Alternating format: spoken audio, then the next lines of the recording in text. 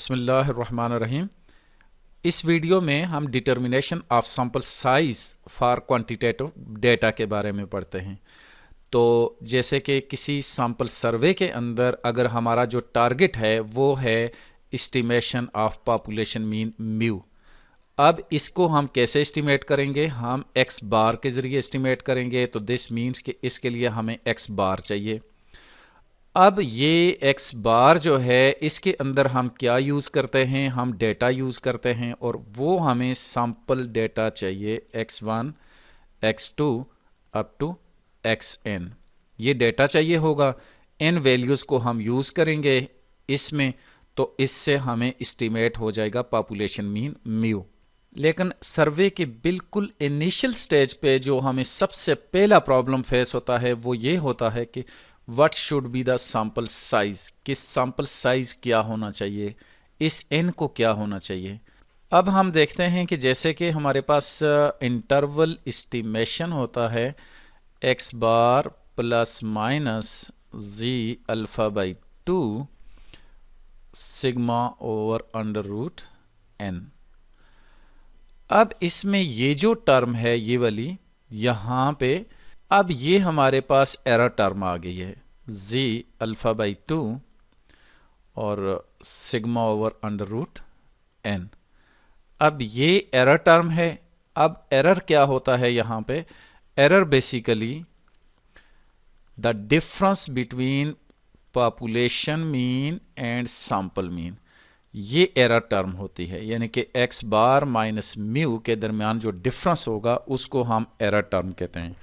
तो ये जो एरर टर्म है वो यहाँ पर इसके इक्वल है Z alpha by 2 sigma over under root n। अब यहाँ से इसको जस्ट सिंप्लीफाई कर दीजिए। आप n को इस तरफ ले जाइए n अंडर रूट और इस तरफ जी अल्फ़ा बाई 2 ओवर ई आ जाएगा और यहाँ पे सिग्मा हो जाएगा।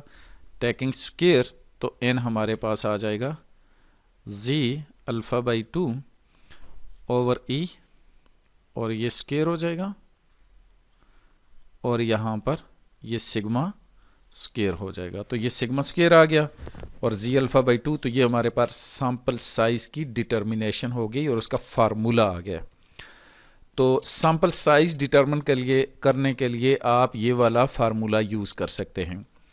अब इसमें प्रॉब्लम क्या होगी कि आपको क्या क्या चीज़ें चाहिए यहाँ पर इसको एस्टिमेट करने के लिए। किसी भी सर्वे में इनको एस्टिमेट करने के लिए दीज आर द इंग्रेडिएंट्स, ये आपको चाहिए। इनकी वैल्यूज़ होंगी तो आप इनको फाइंड आउट कर सकते हैं। सबसे पहली चीज़ तो आपको यहाँ पर लेवल ऑफ कॉन्फिडेंस चाहिए होगा 1 माइनस अल्फ़ा, कि ये कितना है, ताकि इससे आप जो है ताकि इसको यूज़ करते हुए आप जी अल्फ़ा बाई 2 निकाल सकें। तो ये तो आपको लेवल ऑफ कॉन्फिडेंस दिया जाएगा। दूसरा आपको यहाँ पर सिग्मा स्क्वायर चाहिए होगा, पॉपुलेशन वेरिएंस। और तीसरी आपको जो चीज़ चाहिए वो है एरर टर्म। तो ये तीनों चीज़ें आपको मालूम होंगी तो आप इन फाइंड आउट करेंगे। तो ये मैंने क्वेश्चन लिया है, an efficiency expert wishes to determine the average, this average time which is equal to mu, this is the mu that it takes to drill 3 holes in a certain metal clamp। अब next आगे वो कहता है कि how large a sample means कि n उसको चाहिए। how large a sample will she need to be the 95% confident, तो ये 1 माइनस अल्फ़ा उसने दे दिया 0.95, that her sample mean will be within 15 second of the true mean. यानी कि ये कितना होगा? एरर जो होगा वो 15 सेकंड होगा, विद इन 15 सेकंड, यानी less than or equal to 15 second जिसको कहते हैं। तो within 15 second of the true mean. तो ये जो एक्स बार माइनस म्यू हमने यहाँ पर लिखा था ये एरर, तो एरर की बात कर रहे हैं कि एक्स बार माइनस म्यू, तो इसकी बात कर रहे हैं कि दिस सैंपल मीन जो है that will be different from the population mean, ये कितना होना चाहिए? Less than or equal to 15। तो अब ई भी आ गया, ये भी आ गया और फाइनली उसने कहा assume sigma is equal to 40। तो यहाँ पर सिग्मा भी उसने दे दिया है, दैट इज़ इक्वल टू 40। तो z यहाँ पर किसके इक्वल हो जाएगा, z अल्फ़ा बाई 2 के केस में। ये हम इससे प्रीवियस वीडियोस में हम देख चुके हैं, ये है 1.96 के इक्वल है। तो हमारे पास जो n होगा वो किसके इक्वल हो जाएगा, z alpha by 2 1.96 over error कितना है 15 है, और उसके बाद 40 का स्क्वायर है।